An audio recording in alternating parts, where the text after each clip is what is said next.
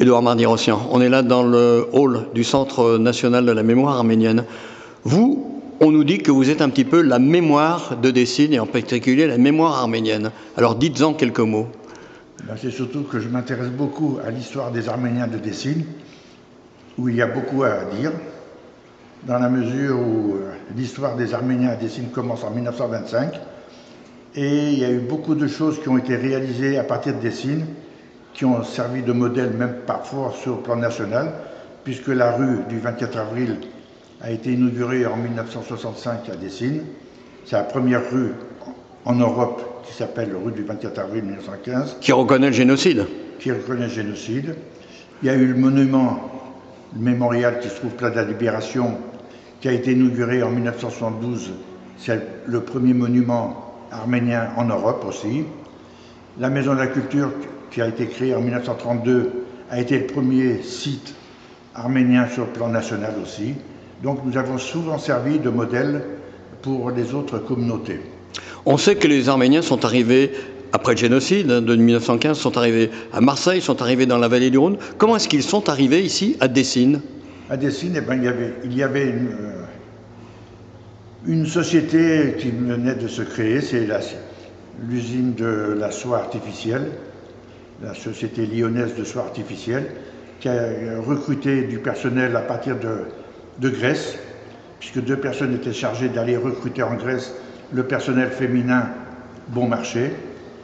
Et donc les 315 personnes qui sont venues en premier en 1925 à Dessine ont vécu dans des usines désaffectées, puisqu'il n'y avait pas de logement, puisque le nombre d'habitants à Dessine était limité il y avait 1600 habitants environ, et donc il n'y avait pas suffisamment d'habitations pour accueillir les autres ouvriers ou ouvrières, et c'est la raison pour laquelle ils ont vécu dans des cabanes, dans des taudis, et c'est la raison pour laquelle la mairie a mis beaucoup de temps pour trouver des logements, mais surtout c'est le patron de l'usine de la soie qui a construit une cité donc en face de l'usine, où les Arméniens ont vécu, les Russes, les Polonais ont vécu en face de l'usine comme ouvriers jusqu'en 1959, la fermeture de l'usine.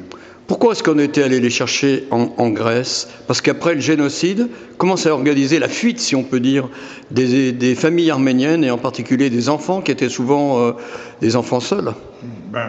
Ça a été souvent des missionnaires américains qui ont recueilli les orphelins et qui ont donc accueilli dans les orphelinats. Et à l'âge d'un certain âge, 14 ans, c'est-à-dire à l'âge où ils pouvaient travailler, donc on les sortait des orphelinats pour aller ensuite travailler où ils pouvaient.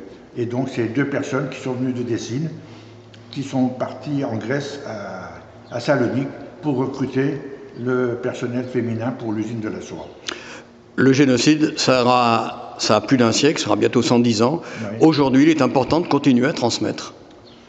Il faut transmettre, bien sûr, c'est important. Il ne faut pas oublier, dans la mesure où il n'y a pas eu de reconnaissance, donc il y a toujours un combat politique à mener. Et là, il y a un travail de mémoire et de reconnaissance à mener. Ici, au Centre national de la mémoire arménienne, vous avez travaillé aussi avec un autre lieu de mémoire de génocide qui est important, qui est le mémorial de la Shoah. Oui, on a eu le privilège d'aller rencontrer le directeur du mémorial de la Shoah à Paris. Nous l'avons rencontré 2 fois et qui nous a beaucoup apporté par des idées et sur la façon de travailler.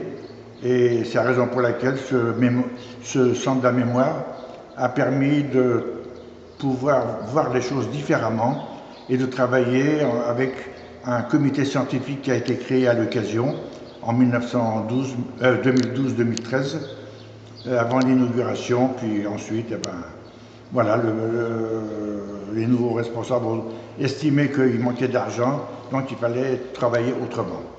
Ultime question, vous le dites vous-même, ce génocide n'est pas reconnu. Aujourd'hui, vous restez optimiste, il faut encore lutter pour, dans les organisations internationales, faire peut-être qu'un jour la Turquie reconnaisse ses responsabilités? Oui, bien sûr, il faut continuer à travailler, c'est sûr. Non, il faut travailler en conséquence. Ça fait un siècle Mais seulement le problème, il faut travailler assez rapidement et efficacement. Et là, il y a un travail aussi en parallèle des grandes puissances qui font que finalement, la reconnaissance du génocide, il faut l'oublier ou le mettre de côté. Il y a une volonté.